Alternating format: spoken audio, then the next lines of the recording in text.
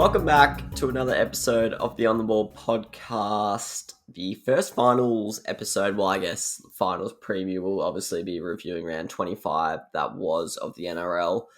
And more importantly today, we're going to be doing a bottom 8 season review. So reviewing all the teams who missed out on finals, we discussing their best players, their most improved, their best young players, give them a rating out of 10 and discuss their outlook for the future and sort of an overview of what happened to them this season. So stay tuned for that. It's going to be another bumper episode. Very excited for finals. Unfortunately, I'm a Tigers fan, so not in the greatest mood at the moment, but that won't stop us from having some fun today. So round 25 headlines. I'll just run through the matches. Raiders 16 to the Roosters 40. This was really disappointing from the Raiders, I thought. I tipped the Roosters, thought they were going to win, and thought they were going to maybe bounce back from a disappointing loss to the Rabbitohs, but I didn't expect them to beat the Raiders by 24 points.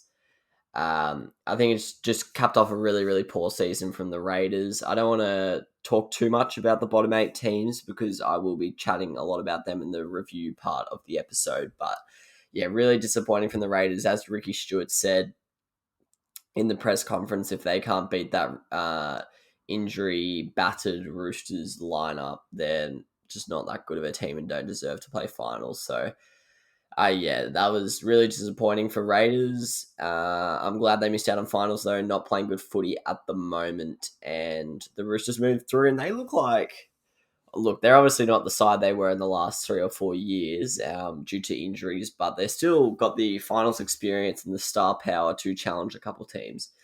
So that'll be interesting to see how they go. Then we moved into the Sharks versus the Storm. The Storm proved that even with a lot of players out, they can still get the job done. I think the rhetoric, that's a buzzword these days. But everyone was talking about the Sharks getting the W there and making finals. I never really bought into it. I think can't remember what the line was. It was very short. It might have been like 8 points. So in the end, it was only 12. So in people's defense, it wasn't far off. But yeah, I was confident the Storm were getting the job done here. And similarly to the Raiders, the Sharks, look, they've showed some flashes in the last 2 months, but just in general this season, I don't think they've deserved to make finals. To be honest, this year there's really only been 6 teams maybe deserving of a final spot, but I think normally the 8 teams all look like finals teams, but I think it's because this year the top 6 is so much better relative. These teams don't look like they deserve to make it, but yeah, the Sharkies missed out. And they sort of closed the book on a bit of a chapter this year, you'd have to say. John Morris going out, Sean Johnson going out, Woodsy leaving. And then they're opening a new chapter next year with like Nico Hines and stuff. But yeah, Storm roll on, look decent, have some injury issues though, which we'll discuss in the preview. Eels Panthers. Game of 2 halves, really. First half, Eels reserve side really put up a good fight. I thought Makatoa, the front row, was probably the standout. Ray Stone, I think he's a free agent at the end of the year. I think he's someone that a lot of clubs should look at. I think I would love to see the Tigers make a crack for him because he looks like someone who, every time he's on the park, he gives his all, and that's all you can really ask for of a forward. But then the Panthers just overpowered them in the second half. Got their mojo back a little bit. You'd have to say To'o, Luai, that left side's operating pretty well. And Panthers look dangerous going to finals. But yeah, not much to add. Obviously, it was the Eels' second 11. And we'll see if that move of resting those players will pay off. Broncos Knights. This was probably, I called this one. I tipped the Broncos. Really disappointing from the Knights. Look, they'll say they rested players. I know Adam O'Brien made that excuse, but I'm pretty sure they only rested like 2 players. I'm pretty sure it was like Jaden Brayley and maybe one of the Saifidi brothers, and I think the other Saifidi's injured. So, yeah, they really only rested like 2 starters. Maybe Frizzell got rested or something. There were only a couple forwards pretty much. They still had the rest of their team, full back line, full spine, except for Brayley, obviously, but then they subbed off Ponga and Pearce at the 50-minute mark, I think, and that ultimately wouldn't have made an impact. In fact, they actually got better when Ponga and Pearce got off the ground. Really not sure what's going on with Kalen Pong at the moment. I know these last couple of years are very difficult for everyone in the COVID times, and maybe that's playing a factor. But apart from maybe a couple Origin games where he's looked really good, and there's been a few good NRL games here or there, especially this season. He just has not looked like the Kalen Ponga of old. Maybe he's playing injured, but yeah, especially the last like 6 weeks, I would have to say, really poor from Kalen Ponga. And if the Knights are going to make any waves in finals, he's really, really got to step up. Piercy as well. It's an interesting one. They actually look better the more Clifford controls the team, in my opinion. I think Clifford's playing great footy at the moment. I think we saw when Piercy went off, Clifford took the reins, and they looked like they had a lot more direction.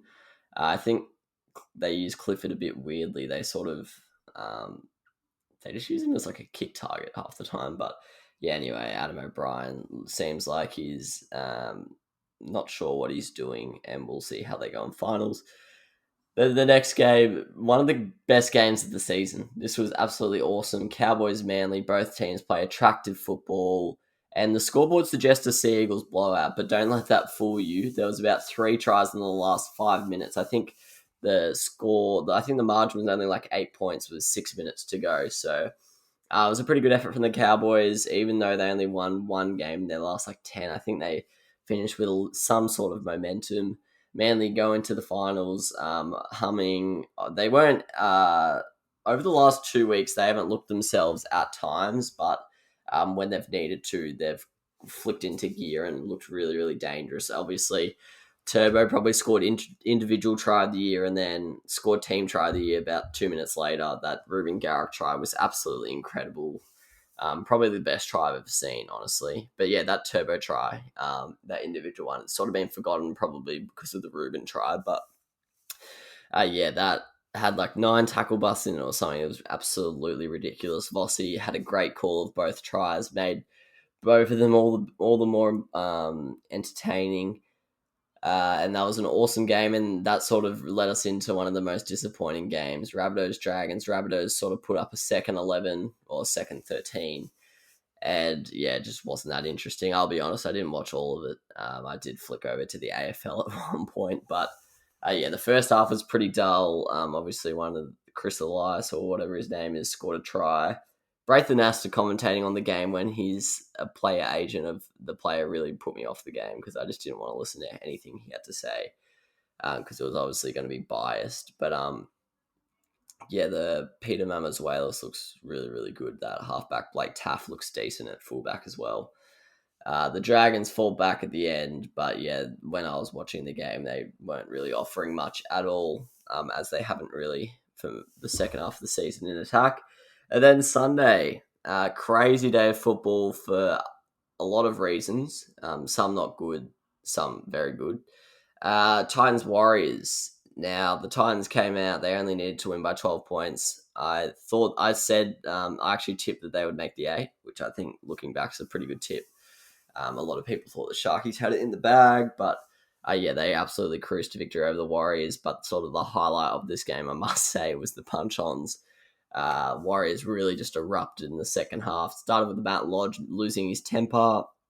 A few little skits and scats, like there was one where Fafita was being held up, had his back exposed. Lodge came in so late and just whacked him in the back. Wasn't illegal, but it was just a bit of a dog shot. He did something else sort of similar to that. And then I think with 25 minutes to go, it all sort of just erupted. There was a few grabbings of the jumper, and then the thing that boiled it over is Philip Sammy went over to someone on the ground and like picked them up by the collar and sort of pushed them into the ground a bit, like they do a lot. And that just erupted. The Warriors were not having a bar of that. They came over and started pushing around. Jazz Tavanga decked someone, and then punches were thrown. Kane Evans threw a punch. Jared Wallace threw a punch, I believe. Matt Lodge might have thrown a punch as well.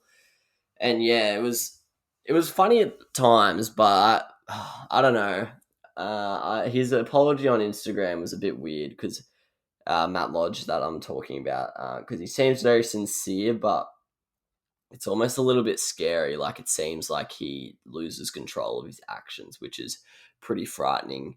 on and off the field, actually. So, yeah, he's got a bit of a history. So I always feel a bit weird seeing him get aggressive on the field because it always spooks me out a bit. Debatable whether he should be in the competition, but I don't really want to talk about that today. But yeah, that was the highlight. And then the big fellow, the Titans fan, got the rig out celebrating tries, and then he was doing shoeies. That was also a highlight. But yeah, big win for the Titans. They show they've got some grunt, which they'll need to go on a bit of a run in this final series. And I actually think they're a dangerous team out of that bottom four. Obviously, I'd probably rather play them than the likes of the Roosters and Parramatta, just because their floor or average performance is a lot worse than those two. But in terms of ceiling of what they can get to, I think the Titans are arguably the most dangerous team in that bottom four. We've seen them sort of push the Storm twice this year. And we saw them almost beat the Rabbitohs early on in the season. On their day, they can really turn it on. Unfortunately, their days are few and far between, but hopefully they're on song in September. Tigers, Bulldogs. Oh, look, I'm a Tigers fan. I'm sort of numb to it now. The first day, I was just, my whole family and I, we were just down in the dumps. It was one of the worst afternoons of football I've ever seen. And I know a lot of people like to clown on the Tigers, but surely, like I'll be honest, like surely there's some sympathy to be thrown out for Tigers fans. Like it's a very loyal fan base, and we've sort of stuck by this club for so long and not seen any success. And I know people like giving it back and forth. That's not really the way I roll. I like to support other people, but anyway. Yeah, it's a bit hard seeing all the pot shots from other fans and journalists, and you're also suffering from just supporting the team. But yeah, I don't know what the way forward. Congrats to the Bulldogs. Happy to see from a objective point of view. Happy to see a lot of their players go out on a win, like Will Hopewade and stuff. Nick Meaney going to the Storm as well. He played pretty well. But yeah, the Tigers were just awful. Looks like, like I'm not really making any revelations here, but it does look like this is the Tigers a lot of the time. I know they care because they do; it's their job. But it always looks like the Tigers don't care, and that's there's maybe about 3 or 4 games a season where that's exempt, but for the most part in this game, perfect example, yeah, it just looks like they don't care that much. And as I said, I'm sure they do. I'm sure they do because they're competitive sportsmen and that's what they do. But yeah, it's hard to believe that at times. Obviously, Dewey and Laurie being injured, not helpful, but yeah, you can't lose to the Wooden Spooners 38-0. That's disgraceful. Before this game, I was strongly on the team of keeping Maguire. I did sort of think that if we lost this game, my opinion might change. And look, I'll be honest, right now I'm unsure because the way I see it is I don't think the coach matters next year. I think next year is going to be a very, very tough season for whoever it is. We've obviously got Tim Sheens coming back as a bit of a director of football, which I think will have only positive impacts on the club, and it's also good to hear that we're in a good financial position. But in terms of the coaching position, I think it's really hard to make the call because Madge has not done well. You can't sugarcoat that. There's not really been any progression, and the roadmap out of this mess is still very unclear. But my issue is I don't know if there's that many other better options. For example, so as I said, I don't think the coach matters next year. I think it's going to be a tough year no matter what.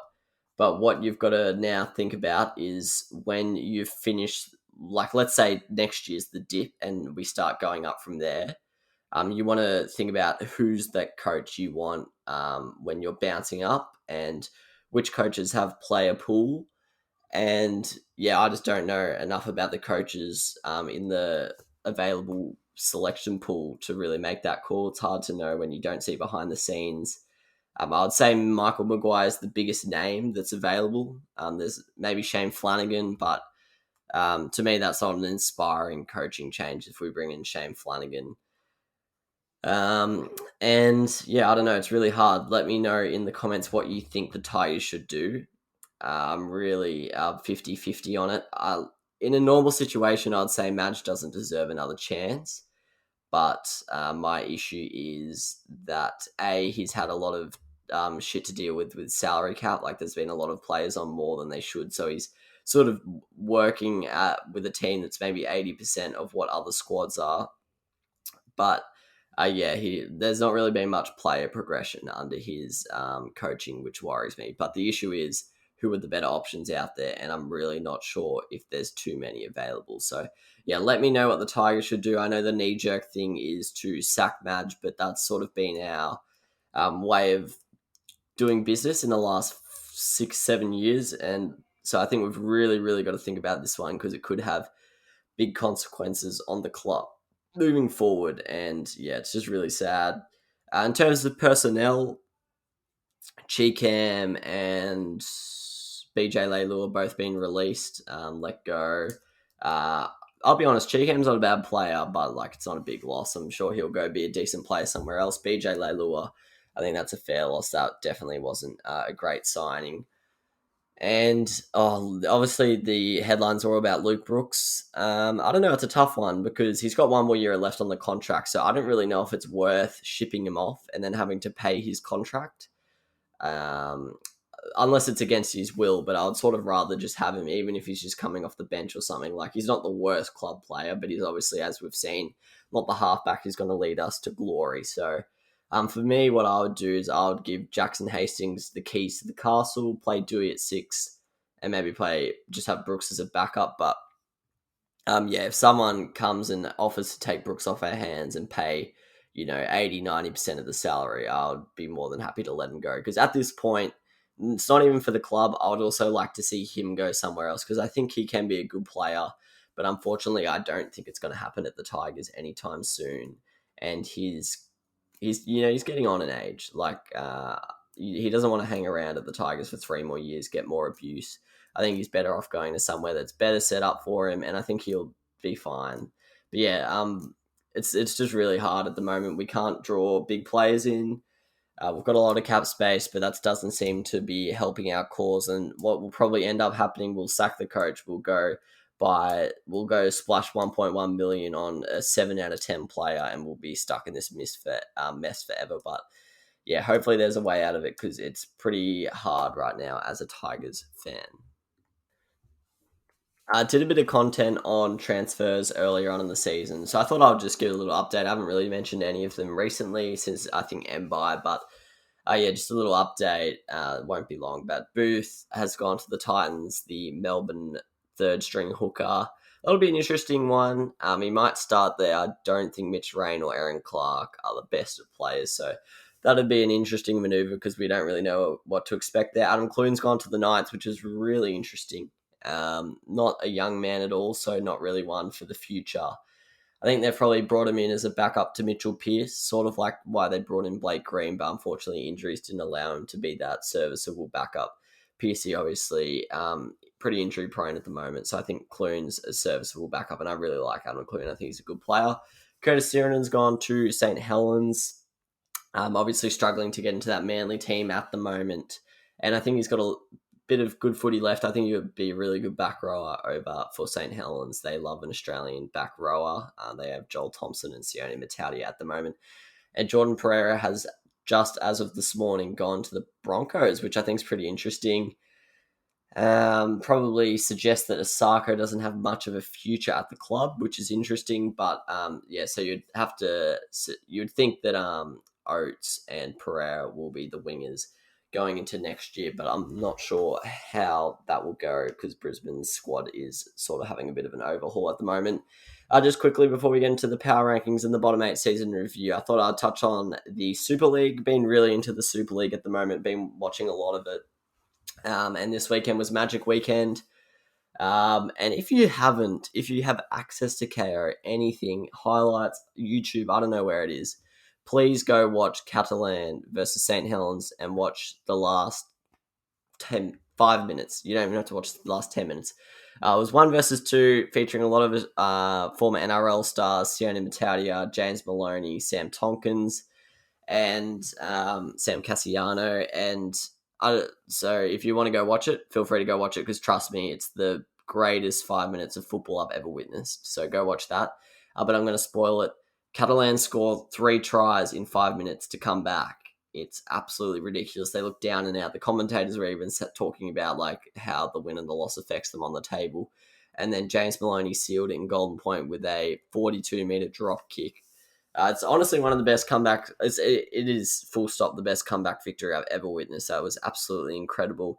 It was a very dry game, like very forwards just bashing each other. It wasn't expansive football, but yeah, that was a great game. And then the following game, Leeds Hull FC went to Golden Point as well. And then the game I watched yesterday, Warrington Wigan. Warrington got the chocolates. They look like they're going to be an interesting team. George Williams and Gareth Widdop in the halves make a bit of a dynamic duo. They got the job done over Wigan, who are really out of sorts at the moment. They can't score a point, which is exciting for the Tigers because Jackson Hastings and Gildart are coming from Wigan and they can't score points. But anyway, enough about the Tigers. But yeah, I'll probably be providing just little Super League updates. I might even do a finals preview episode because finals are in 2 weeks. So yeah, watch out for that. But yeah, I recommend to any Australian Rugby League fan who has KO, go watch it.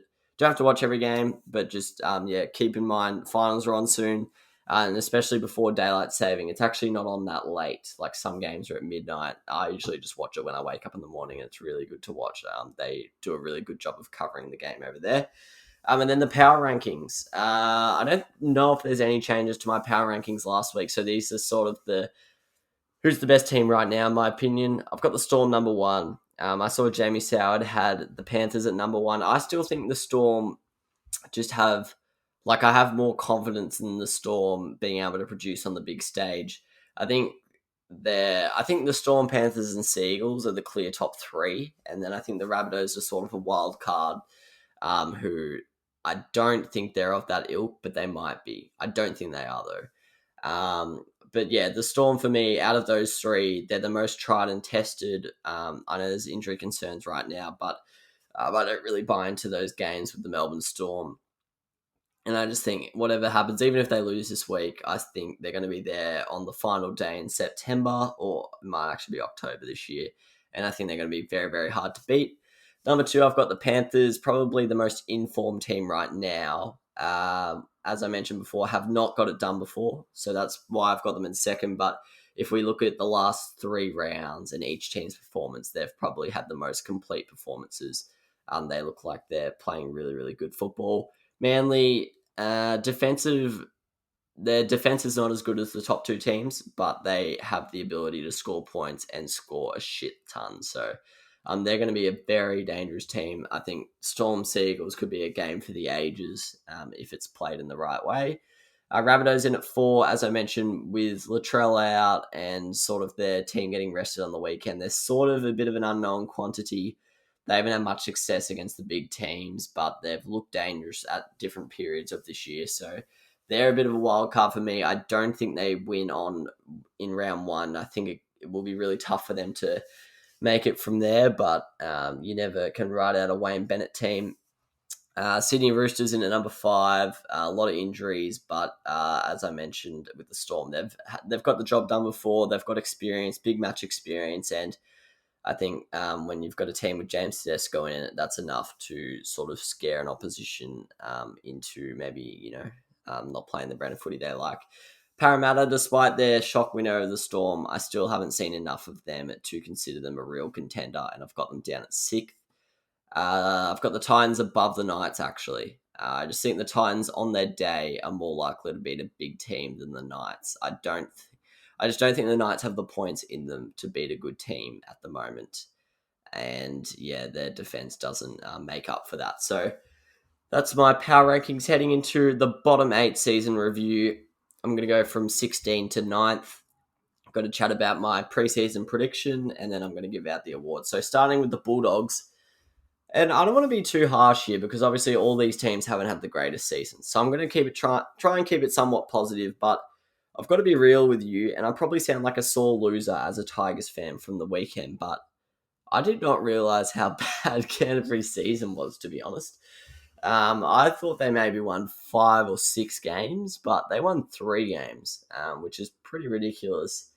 They were in quite a few games. They didn't sort of get blown out much at all in the second half, but which is sort of what they've done the last 2 or 3 seasons, but still, they look a long way off being a good team. They've made a lot of good signings on paper, and I stress on paper because we said that last year and it had absolutely no impact. But there is a future for Canterbury and there's excitement with those new players coming in. So that's something they can have that the Tigers fans can't, including myself. But anyway, I'll try and not talk about the Tigers too much here until it is the Tigers section. MVP, not going to lie, it was tough to pick their most valuable player. I went with Adam Elliott. He played the third most games for them, I think. And he started pretty much every single one of them. And he's sort of just one of their only players who he'll give you a 7 or 8 out of 10 every week. Most of their players are either an 8 out of 10 or a 1 out of 10, or they're like consistently 5 out of 10. So he's probably the only one who's got an elevated consistency. And for me, he's their best player and was their best player this year. Someone who I think went pretty close to that, but maybe didn't have the consistency of Adam Elliott was Jake Avarillo. Playing in 5'8" at the start of the season, ended up being in the halfback. People think he's going to partner Burton in the halves next year. He won the most improved for me. In the games that they won, the very few, I don't even know if he played on against the Tigers. I was too busy focusing on us. But I remember the game against the Dragons that they won on. Could have been Good Friday. Could have been Easter Monday. No, it's not Easter Monday because they don't play then. Could have been, what day do they play? The Queen's birthday, maybe? They play on some sort of Monday, the Dragons, Bulldogs, and it's a public holiday. I've forgotten which day it is, but yeah, he steered the boys around there. I think he actually maybe scored 2 tries running himself. So yeah, I think he's a really good player. Last year, he looked really good in the centres, but yeah, the levels he went out to be in a decent halfback in this competition, I thought was really impressive. Best young player, I've gone with players who are sort of 1997 or younger, but it's sort of pretty loose. I went with Aaron Shoop, playing in the centres for the back half of the year. I actually think he's really exciting. He's had a really, really good junior career playing Australian schoolboys, I'm pretty sure. And from what I've seen of him, he looks like he could turn into a pretty good player. Nick Meaney, also someone who had a few pretty good games here or there and always gives his all. Rating out of 10, I actually predict the Bulldogs to jump up to 12, and my dad predicted them to jump up to 11. So if we keep that in mind, par being 5 out of 10, look, it can't be too good. It's maybe a 2. I know that's harsh because no one was ever really expecting much of them, but yeah, I thought they were going to be 12 for them to come 16th. It's not great, is it? So I've given them a 2 out of 10. Maybe off-field business could push it up a little bit, but yeah, unfortunately for the Doggies, I've got them as a 2 out of 10. Then I've got the Cowboys in at 15th, where I exactly predicted them right. Some of my predictions were pretty spot on, I must not lie. Interesting year for the Cowboys. They started really, really well. At one point, I believe they were in the top 8. After, I think, sort of round 5 to round 10, they had maybe a 4 out of 5 win stretch or something like that. And they were putting on a lot of points. Clifford left to Newcastle, did and came in. And I think that had a big shock throughout the team. I think they struggled for the next 6 weeks after that. And it sort of looked like a really bad move for them. But what we saw in the last month out of Tommy did and sort of changed my opinions on that. I still think Jake Clifford's a great player and I think he'll do brilliant things at Newcastle, but I think Tom Dearden will also be a good player. They've got a lot of youth coming through, a lot of exciting youth. I think it's Jerome Nanai and Griffin Neem. They both look really exciting. The young forwards, Ben Condon and Halem Lukey, also back rowers. So yeah, there's Hamaso as well. So there's some excitement at the Cowboys, which some of these teams outside the finals can't possess. They've got a lot of young players. They've just got to nurture the right ones, pick the right ones to keep because as we talked about in the junior development, they've actually had quite a few gun players come through their junior ranks in the last 8 years, and they have not necessarily chosen the right ones to keep. So, yeah, hopefully the Cowboys do well with this generation. But MVP, I've given it to Scott Drinkwater. I thought this one was pretty tough to pick, but for me, their success relies on Scott Drinkwater. I think when they play well, he plays well. And his defence improved a lot this year, which I think is something that needs to be noted. So well done to Scotty Drinkwater. Most improved, I've given it to Mitchell Dunn. Back rower, he might have been injured last year, or maybe that was 2019, but he was sort of just a bit part player, bit of like maybe a Michael Cheekham, sort of just filled a hole for you. And where this year, especially in the back half, he looked really, really exciting. And I think he's got skills. I think he can play in the half, centres, back row. So I think he's one who's going to be one to watch in the future. And best young player, I've given it to Murray Taulagi. I was actually close to giving this guy the MVP because I think he's one of the great best wingers in the competition personally. But I didn't really want to give a winger MVP. Rating out of 10, I predicted 15th and they came 15th. My rating is against expectation, by the way. So for me, I'll probably give them a 4 out of 10. I would give them a 5 out of 10 if they were more consistent throughout the year. But the fact that they showed glimpses early and then sort of had a bad run down the back end of the season, I'll give them a 4 out of 10. And also they've got to sort out the Jason Taumalolo thing because they've obviously got him for a long time left of that huge contract. And it's on a lot of money, so they've got to work out the best way to use Taumalolo because he definitely did not have his best year this year. Then we got the Brisbane Broncos in at 14th. And interestingly, I think similar to the Cowboys, maybe a bit more for Brisbane, I think they're finishing with some ambition and some positive hope for next year. I think Kevin Walters said next year they want to win more than they lose, which I'm sure a lot of coaches would say, but I think he truly believes that they're a chance of making the 8 next year.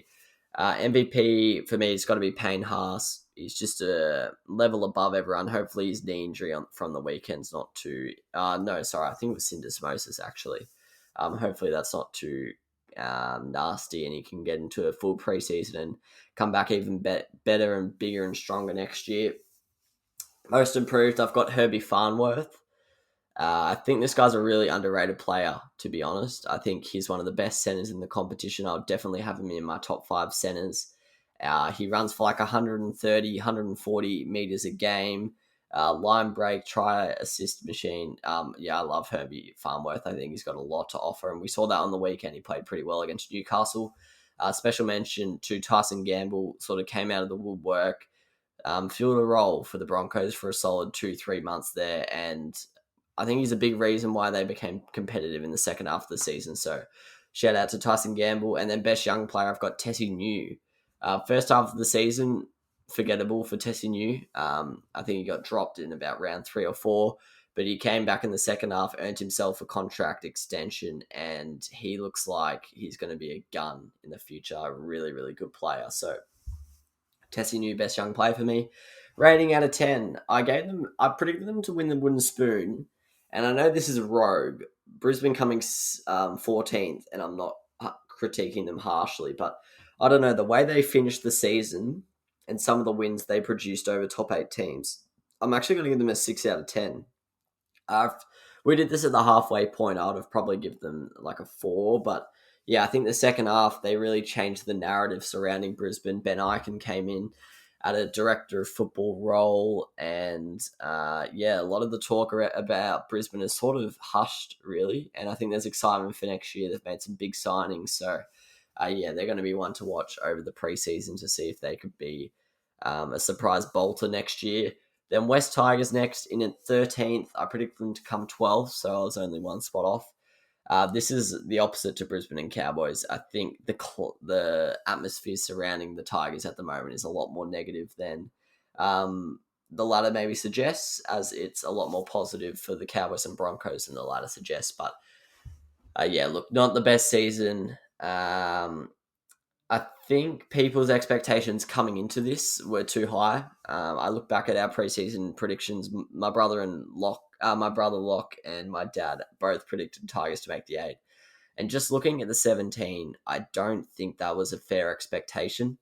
Not to say I'm a know-it-all or whatever, but I think my prediction of 12th was pretty fair. They didn't really improve their side from last year, which came 9th. And there are a lot of sort of role players that will let go, and there was a lot more dependence on youth. So I think there was always going to be a backward step, and a lot of the teams below them took a step up, like the Titans. So I think there was always going to be that backward step this year, personally. I know a lot of people didn't see it coming, but to me, it made sense. And I think that shouldn't be held against the Tigers. I think like coming ninth this year was a bit unexpected. And in the end, I was sort of surprised how close the Tigers came to finishing ninth. But all in all, not a good year though.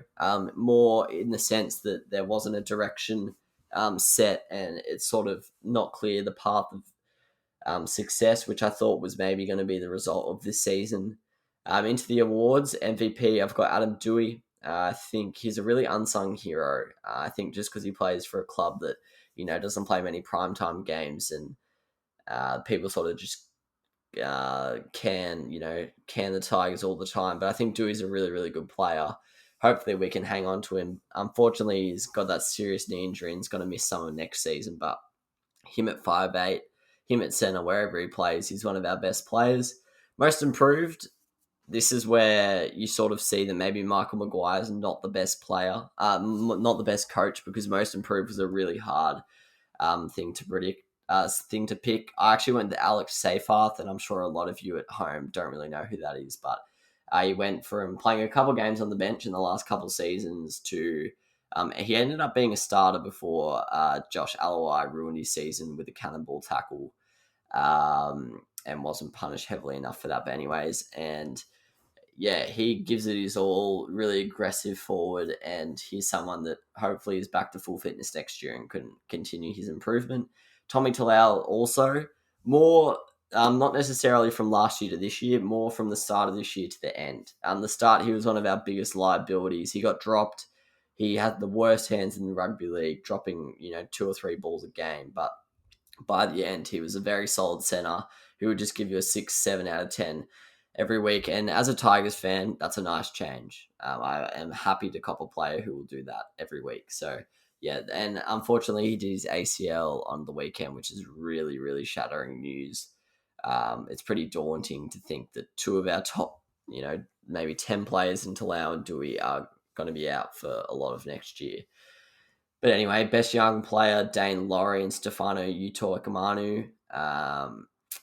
I couldn't split them, so I've given it to them both. Incredible signings, to be fair to Madge. Great pickups, and they're going to be ones for the future. It's just a matter of whether we can hold on to them. Stefano's the sort of player that the Tigers won't be able to hold on to in the past. He's going to be a jet. You just can't hold on to him. So hopefully we can, because that would be a huge thing for the Tigers moving forward. Rating out of 10. I'm doing it against my predictions, so I know a lot of you will say 1 out of 10, but I think that's a recency bias. I'm only going to give it a 4 out of 10. I think 3 could be debatable as well, but for me, they only finished 1 below where I predicted, and they were tied with 12th. So, for me, it was a disappointing season, but I'm not overly shocked at the latter position. So for me, it's a 4 out of 10. Moving into the Warriors, and I actually think the Warriors haven't been thanked enough this year. Last year, they got all the plaudits, all the credit, and this year it seems to have died away, and I think it needs to be echoed. The rugby league world is indebted to the Warriors franchise. A lot of coaches, a lot of staff, a lot of trainers, a lot of players living away from home, not seeing their families for months on end, all for the competition to keep running as a 16-team competition. Huge shout out to the Warriors. They 100% sacrificed some on-field success for that to happen. That was a reason why I predicted them to come 13th. They came 12th, tied 13th, as I just mentioned, with the Tigers. I thought staying in Australia for a second year straight was going to be pretty taxing on them, and I think it ended up being pretty taxing on them. So, just a huge shout out to the Warriors. As I mentioned, I don't think it's been talked enough. But yeah, what they've done for the game has been pretty awesome. So well done to the Warriors. Now, look, I don't know. Warriors are a hard team to judge because they sort of always seem like they're in games. All their matches are close. And then you look at the ladder and you go, oh shit, they've lost 6. Their last 6, which I'm pretty sure happened in about July. But Then they came home strong, won 4 of their last 5, I think. So, and looked like 1 point to be a dark horse for the top 8. So, all in all, I think it was a decent season for the Warriors. I'm going to give it a flat 5 out of 10.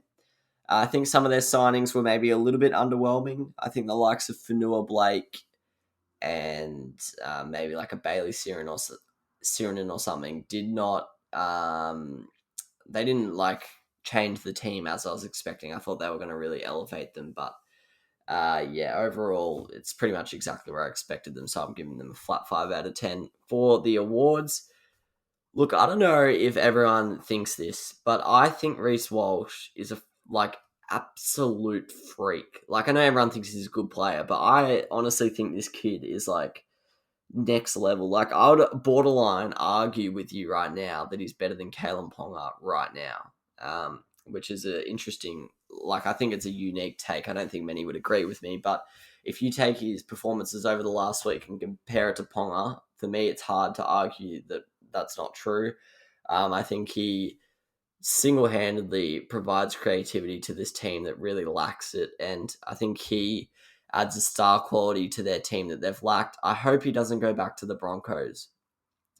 Not from a jealous point of view, but I think the Broncos should learn to live with this mistake. The Tigers often do, and they often get canned for it a lot. So I think the Broncos should have to.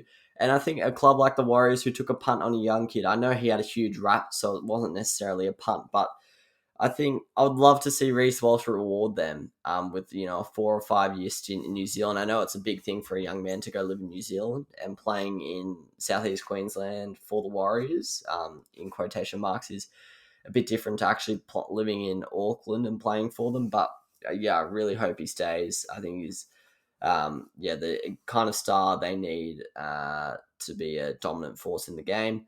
So I've given him most valuable and also best young player, and most improved I've given to Josh Curran.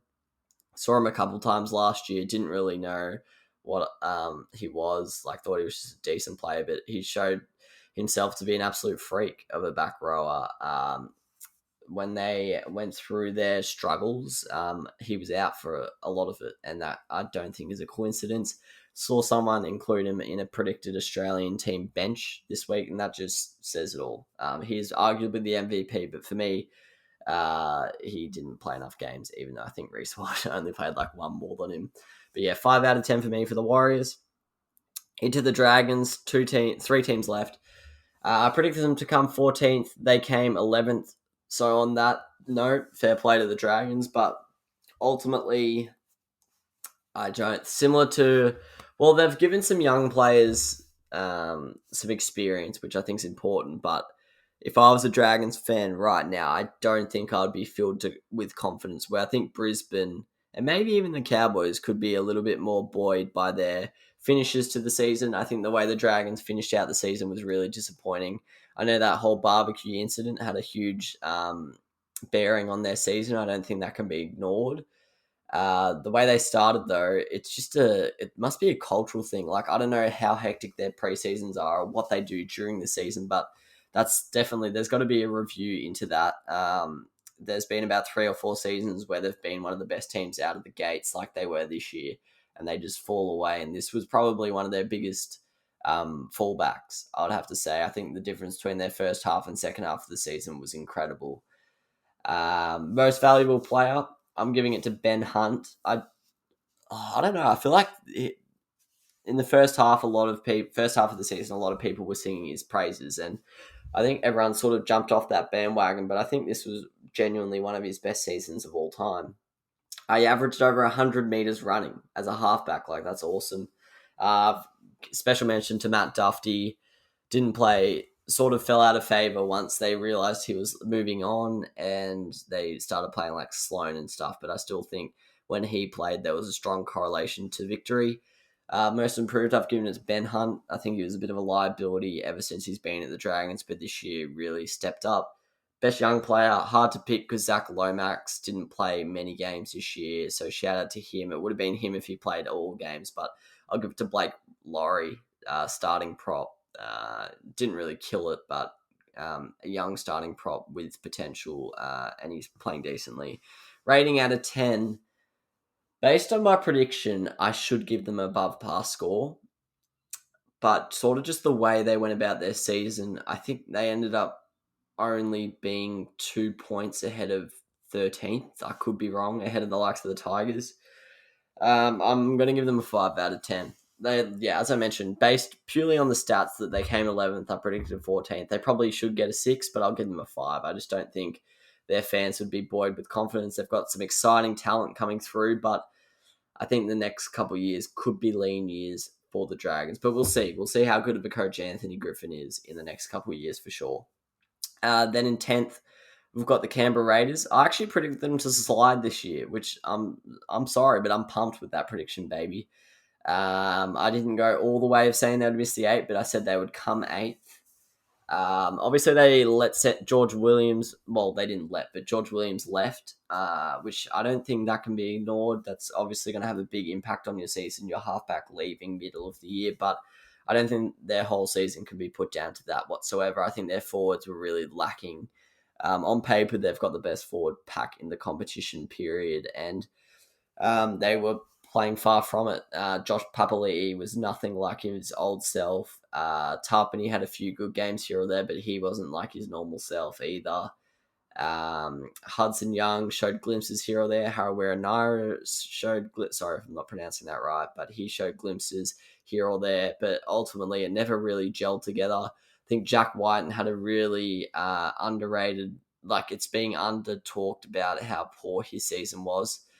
He was good last year. Obviously, I don't think he was the best player in the game, but he won the Dally M, and he just did not back it up at all. I looked to him a lot more this year after he won the Dally M because I was like, oh, maybe this guy's a freak and I'm just missing it. But yeah, I just don't really think he's that good.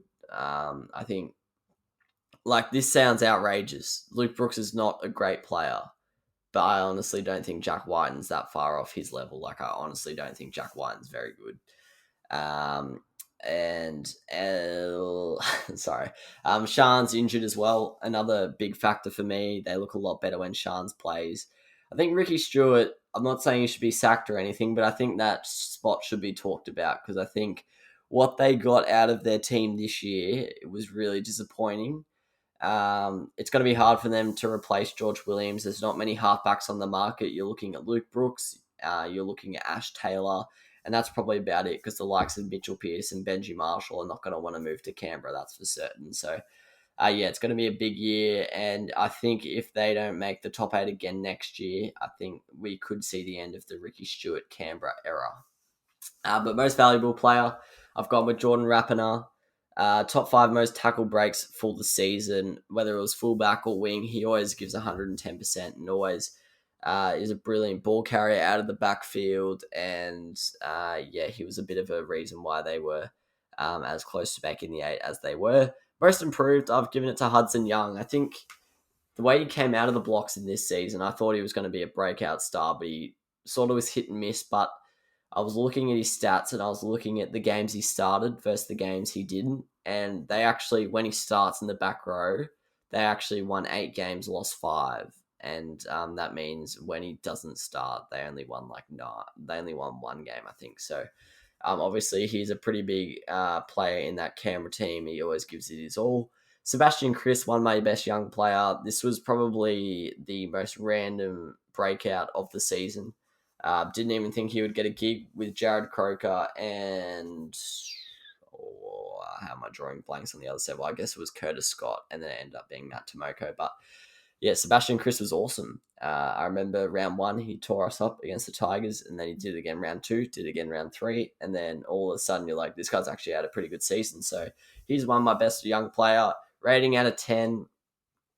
Look, it's got to probably be a 3 out of 10. I think it was a really poor season for them to think they were only in the grand final 2 years ago. They've only really lost 2 players, and they've actually replaced, not George Williams, but they've replaced Bateman with pretty good players as well. To fall to 10th and not look an inch of their old selves, I think it was really disappointing. So I'll give them a 3 out of 10. Finally, Cronulla. Bit of a weird season for Cronulla, as it has been the last couple. I actually predicted the John Morris sacking on the podcast, got that right. Predicted them to come 10th, was one off. And yeah, it was a weird season for them. They've sort of made the finals the last couple of years, but not been playing great footy. And I thought the same was going to happen this year. They just missed out though.